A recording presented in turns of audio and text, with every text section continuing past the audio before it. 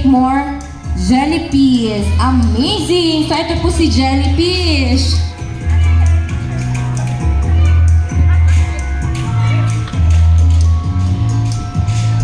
Okay kids, eto naman. Pag pinagsama, ano ito? Good job, starfish.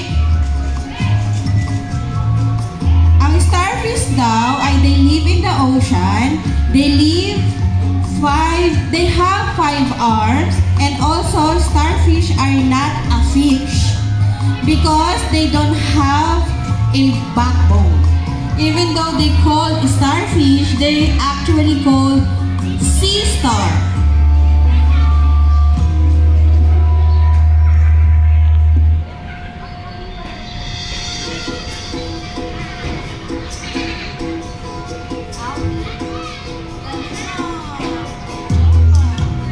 Ito naman kids, ano naman ito?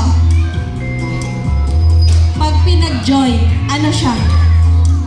Seahorse! Ang galing ni ate ah! Seahorse! Good job!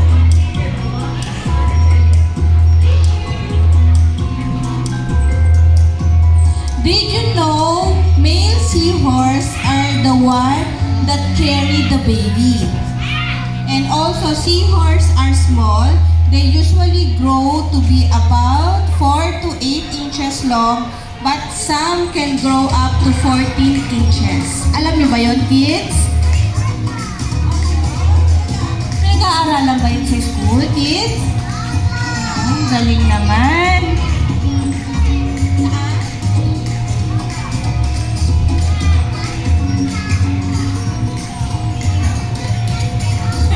Nawala na yung ibang kids natin dito sa kabila. Ma'am Che, iniwan na tayo ng kids dito. Hindi sila nag-color. Okay, sino pong finish na?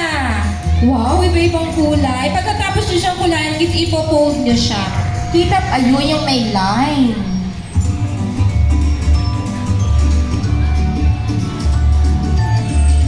Done na? Okay, fold natin, kids.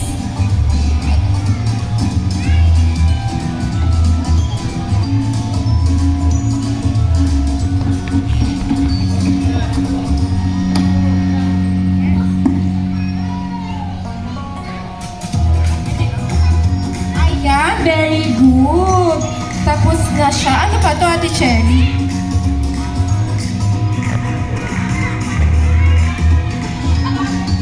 Popper fish. Wow! Ayan. Ate Cherry, tulungan mo siya mag-fold. Done ka na, ate. Okay, fold naman natin siya.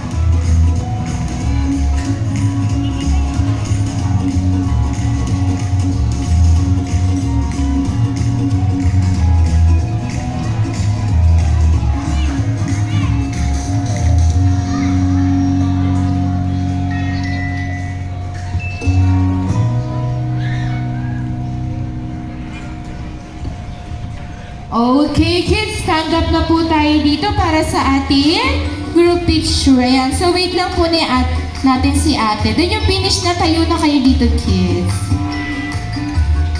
Dito ka, ate, para mapicturean ka ni daddy. O, tayo ka po dyan. Then show mo yung artwork mo.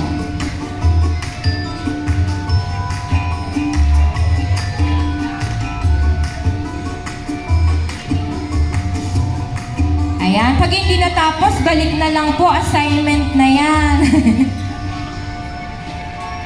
Ay, wow. Okay, very good. O, picture kayo, magkasama po silang dalawa. Okay, picture kayong dalawa dito. Assignment na lang daw yun. Ayan, thank you kids. Sa'yo na siya, pwede mo siyang iuwi sa bahay. Thank you po.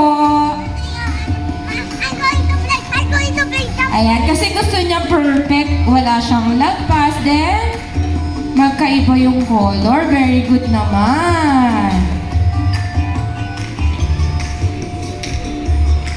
Ooh, oh, blue daw po yung eyes.